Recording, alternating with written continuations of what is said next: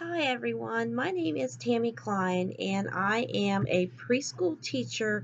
Been there for 4 years at our local Head Start, and I am going to talk to you today about how I feel about reading and how important it is to my children in my class.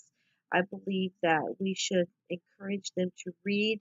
I do lending library in my class, and I um, have open story time so they can bring books up to me, want me to read them. I can scaffold on new things that they learn and be able to let them see how important reading is. And one of the books that I want to show and promote to you today is Put Me in the Zoo by Robert Lopetshire. And this is one of my favorite books from my childhood and one that my children like to read in the class because there is so many different scenarios that this book can play out, but for the most part, this little animal right here wants to live in the zoo, and he is trying to prove to these two children why he belongs in the zoo. And throughout the whole book, he shows them different ways that he's special. He tells them all the different things that his spots can do.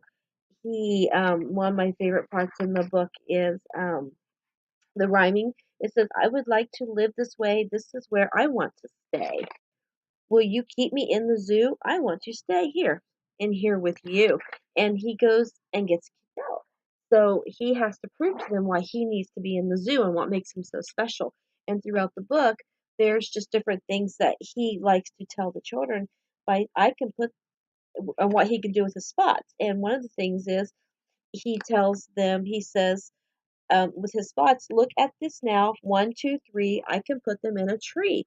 And he goes on by saying through the book, this is one of my favorite parts of the whole book. He says, "I can take my spots, I can pick them off, I can take and make them very small." And then the next thing he does, he says, "And now you see, I can take them, I can make them very tall." So he's trying to show them how important his spots are.